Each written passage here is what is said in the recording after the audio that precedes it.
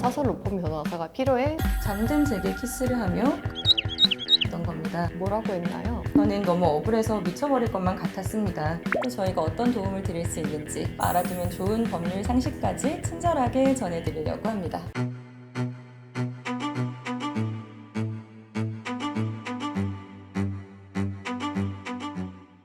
평범한 일상을 되찾고 싶은 모든 성범죄 피해자와 함께합니다. Me Before You. After You.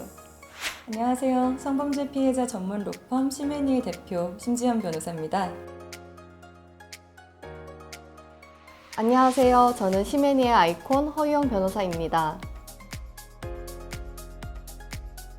허 변호사님, 저희 시메니가 국내 최초로 성범죄 피해자 전문 로펌이라는 타이틀을 걸고 법률 시장에 입성한 지가 벌써 3년이 되었더라고요. 시간이 정말 빠르네요. 근데도 아직 많은 분들이 피고인도 아니고 왜 피해자가 굳이 사설 로펌 변호사가 필요해? 라는 의문을 가지시는 것 같아요. 네, 맞아요. 사실 아직까지 그 필요성에 대해서 잘 모르시는 분들도 있을 수 있는데요. 성범죄 사건은 보통 밀실범죄잖아요. 그래서 아주 직접적이고 객관적인 증거가 없는 경우들이 많죠.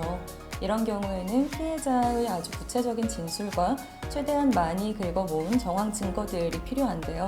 이제 그런 부분들을 처음부터 철저히 같이 준비할 수 있는 피해자 변호사가 좀 필요한 것 같습니다. 맞아요. 저 역시 좀 보호받아야 할 분들이 이런 정보가 부족해서 잘 몰라서 더 큰 피해를 보는 일은 없어야 한다고 생각하고요. 그런 의미에서 저희가 이런 시간을 마련했죠. 저희가 실제 담당했던 소송 사례를 이야기로 재구성해서 소개해드리고 또 이럴 땐 피해자분들이 어떻게 대처해야 되는지 또 저희가 어떤 도움을 드릴 수 있는지 그 외에도 알아두면 좋은 법률 상식까지 친절하게 전해드리려고 합니다. 그럼 오늘 저희가 준비해온 이야기 본격적으로 들려드릴 텐데요. 대체 어떤 사건인지 신 변호사님이 사연 소개 부탁드리겠습니다. 네. 저는 20대 중반의 직장인 여성입니다. 내성적인 성격인데다 사람들, 특히 남자와 어울리는 게 많이 어렵고 두렵습니다. 사실 저는 원래 이렇게까지 내성적이고 불안감이 많은 사람은 아니었어요. 5년 전 그날이 있기 전까지만 해도 말이죠. 제 나이 21살, 당시에 저는 대학 생활에 한창 재미를 붙이며 동기들, 선배들과 어울려 다니기를 좋아했습니다. 친하게 어울려 다니는 무리가 있었고 종종 여행을 다녀오기도 했습니다. 그러던 어느 날 졸업을 앞두고 있던 한 남자 선배가 여행을 가자고 제안을 했습니다. 저와 그 남자 선배를 포함한 4명이서 동해 여행을 가게 되었습니다. 인원도 많지 않고 워낙 평소에 허물없이 지내던 사이라 다 같이 리조트 방 하나를 잡아서 묵기로 했어요. 여행 첫날 저희는 늦게까지 한 방에 모여 술을 마시면서 놀았고 그러다 하나둘 잠이 들었습니다. 그리고 얼마나 지났을까요? 저는 이상한 느낌이 들어 슬쩍 눈을 떴습니다. 그리고 제 눈앞에 펼쳐지고 있던 광경을 믿을 수가 없었어요. 무슨 일이 일어나고 있었던 거죠? 사실 처음 이 여행을 제안했던 남자 선배가 잠든 제게 키스를 하며 가슴을 만지고 있었던 겁니다. 너무 놀라고 당황스러웠던 저는 그 자리에서 어떻게 해야 할지 몰라 그대로 굳어버렸고 일단은 그냥 자는 척을 했습니다. 그렇게 긴 밤이 지나고 다음날 저는 내색은 하지 않고 선배의 행동을 좀 지켜보았습니다. 지난밤 본인이 했던 행동에 대해 사과라든지 변명이라도 해줄 거를 기대했거든요. 그런데 그 선배는 아무 일도 없었던 것처럼 뻔뻔한 얼굴로 평소와 똑같이 저를 대하는 것이었습니다. 선배는 제 손을 자기 성기에 가져다 대고 그 위에 자기 손을 포갠 채 주무르고 있었습니다.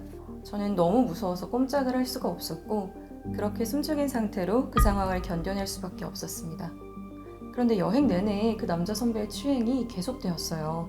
수위는 갈수록 심해졌고요. 하지만 이 선배를 보며 어떻게 해야 할지 마음이 혼란스럽기만 했습니다. 선배가 밤에 나한테 한 행동은 분명 잘못됐다는 걸 머리로는 알지만 속으로는 혹시 선배가 나한테 마음이 있어서 그러나? 아니면 이 일을 문제 삼으면 선배랑 나 사이가 완전히 틀어져 버리지는 않을까 하는 생각에 겁이 나서 쉽게 말을 꺼낼 수가 없었습니다. 피해자가 아직 연애나 성경험이 부족한 어린 나이인 걸 감안하면 충분히 그럴 수 있다고 생각해요. 얼마나 혼란스럽고 힘들었을까. 맞아요. 사실 저도 피해자분이 그럴 수밖에 없었던 것 같은 게 4명이서 여행을 갔으니까 말을 바로 하기 힘들었을 것 같아요. 그 끔찍했던 여행 이후 선배는 졸업을 했고 좋은 기업을 취직해 과 동기 후배들의 부러움을 한 몸에 받게 되었습니다. 남부러울 것 없이 탄탄대로만 걷고 있는 그 선배의 소식을 들을 때마다 저는 너무나 괴로웠어요. 성추행 사건이 있은 후 5년 동안 저는 하루하루가 악몽이었거든요. 마치 제가 죄인이 된 것처럼 많이 부끄러웠고 숨고 싶었습니다. 동기 선배들과 잘 어울렸던 밝은 모습의 저도 점차 없어져 갔어요. 결국 일상생활이 힘들어질 정도로 피폐해진 저는 도저히 안 되겠다는 생각으로 조심스레 선배에게 전화를 걸었습니다. 그리고 그날의 이야기를 꺼내기 시작했죠. 저는 내심 선배가 말은 안 했지만 자기 행동을 반성하고 있겠지라고 생각을 했어요. 근데 그때 선배의 반응에 저는 또 한 번 충격을 받고 말았습니다. 뭐라고 했나요? 생각난다. 야, 근데 너 그걸 아직도 기억하고 있냐? 그게 벌써 몇 년 전이야. 진짜 세월 빠르다. 근데 갑자기 그 얘기를 왜 꺼내는데? 정말 죄책감이라고는 찾아볼 수가 없네요. 맞아요. 사실 상대방의 이런 반응에 피해자분이 더 상처를 받았을 것 같아요. 그 선배는 그날의 일이 기억이 난다면서도 웃음으로 무마하려고 할 뿐 미안한 기색은 일절 없었습니다. 그 순간 배신감과 절망감이 저를 에워쌌고 너무 큰 정신적 피해를 입은 저는 결국 그 선배를 고소하기로 결심을 했어요. 그런데 선배는 1심 재판까지도 혐의를 부인하며 무죄를 주장을 하더라고요. 결과는 유죄 판결이 나오기는 했지만 집행유예라는 판결에 그쳤어요. 선배는 그 결과를 받아들일 수 없다며 항소를 하기에 이르렀죠. 정작 이 결과를 받아들일 수 없고 화가 나는 건 전데 항소라뇨. 저는 너무 억울해서 미쳐버릴 것만 같았습니다. 내 인생을 이렇게 만든 그 선배가 더 강한 벌을 받아야 마땅하다고 생각을 했어요.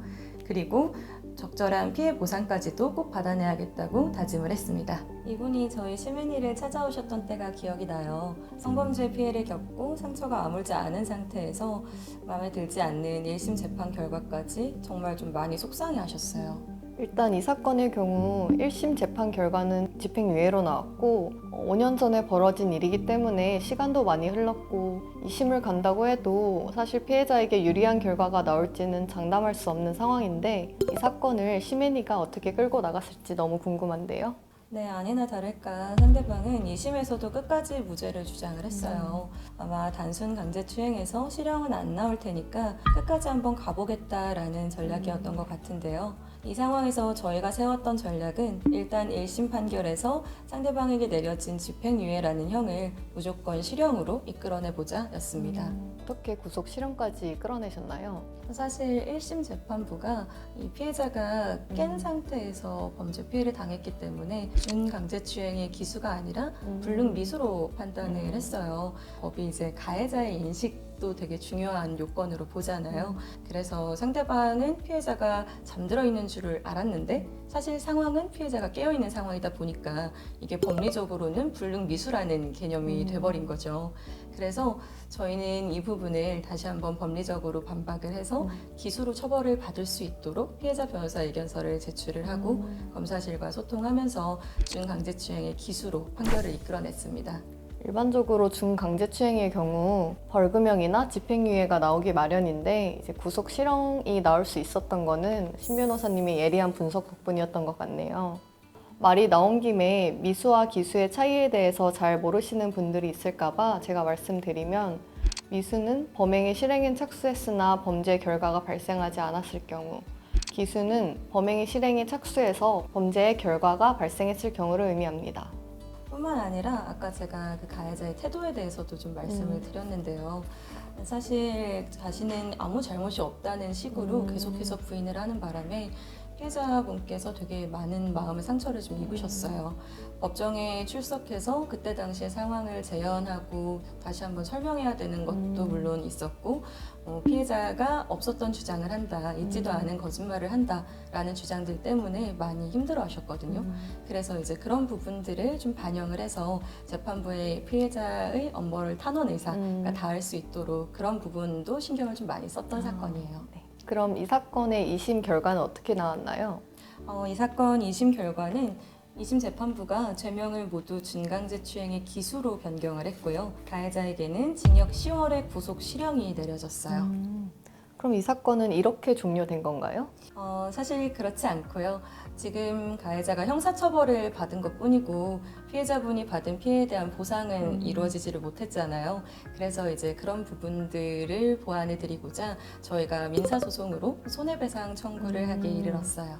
신 변호사님, 그럼 이 사건이 최종적으로는 어떻게 마무리되었죠? 가해자는 집행유예가 아닌 구속실형이라는 판결을 받았고 저희 의뢰인은 손해배상액 전액을 수령을 할 수 있었습니다. 단순 강제추행 사건에서 보기 드문 높은 위자료도 인용 판결을 받았어서 저 개인적으로도 많이 뿌듯했던 기억이 나요. 역시 민사승소까지 해내셨군요. 가해자는 끝까지 죄가 없다고 우겼었는데 이렇게 뒤늦게나마 제대로 된 처벌을 받게 돼서 제가 다 뿌듯합니다. 네, 그리고 가해자는 이미 대학 졸업 후에 좋은 직장에 다니며 아무 걱정 없이 생활하던 상태였는데요. 이번 일을 계기로 깊이 반성하고 인생의 큰 전환점이 되기를 바라는 바입니다. 그런데 오늘 이야기를 들으시면서 이런 궁금증을 가지는 분도 있을 것 같아요. 1심 결과와 2심 결과가 너무 달라서 아니 1심에서는 왜 진짜 이런 판결이 나올 수 없었던 거야? 피해자에게는 애초에 변호사가 없었나 하는 그런 의문들 말이죠. 사실 피해자분께 1심에서는 변호사가 없었어요. 제가 사실 이 피해자 변호를 좀 하다 보니까요. 제도 자체가 피해자나 피고인, 즉 가해자 위주로 좀 정비가 되어 있더라고요. 그래서 피해자분들께서는 좀 재판에서 배제되는 느낌을 많이 받으시는 것 같아요. 수사기관이나 재판부의 의도를 오해하지 않게 좀 전달을 해주고, 그리고 피해자가 이 사건에 대해서 계속해서 좀 관심을 가지고 있다, 엄벌을 탄원을 적극적으로 하고 있다, 이런 의사를 재판부에 전해주는 역할로서 피해자 변호사가 꼭 필요하다는 생각을 했어요. 이 의뢰인분처럼 많은 피해자들이 혼자서 참고 괴로워하다가 성범죄 사건이 발생한 지 한참 지난 후에서야 저희를 찾아오시는 경우가 많아요. 이런 분들의 경우는 증거도 많이 남아있지 않고 혹여나 이제 와서 얘기하는 내 진실성이 의심받지는 않을까 하는 두려움 때문에 고소하는 걸 더 망설이기도 하는데요. 신 변호사님, 이런 상황이 놓여져 있을 때 피해자들이 어떻게 행동을 취하면 좋을까요? 사실 시간이 오래 지난 다음에 찾아오시는 피해자분들도 굉장히 많거든요. 하지만 증거가 잘 확보되어 있고 아주 구체적인 피해자 진술이 더해진다면 얼마든지 범행을 입증해서 처벌을 할 수가 있어요. 특히 피해 직후의 반응에 대한 자료가 너무 중요한데요. 본인이 이제 꾸준히 작성하던 일기장에 어떤 표시를 해놨다거나 아니면 인터넷 커뮤니티에다가 비밀 게시글을 단 적이 있다거나 이런 사소한 것들도 정말 중요한 증거가 될 수 있기 때문에 많이 찾아보시고 이제 하시는 게 좋고요. 또 진술이 너무 중요하기 때문에 첫 경찰 조사를 가실 때 진술을 많이 준비해 보시고 연습해 보고 가시는 게 제일 중요한 것 같아요. 오늘 저희가 알려드린 내용들 유익하셨나요? 여러분도 혹여나 비슷한 일을 경험하시게 된다면 주저하지 마시고 도움의 손길 요청하셨으면 좋겠습니다. 네, 피해자분들의 평범한 한 주를 위해 저희는 오늘도 강해지겠습니다. 다음 시간에 또 만나요. 안녕.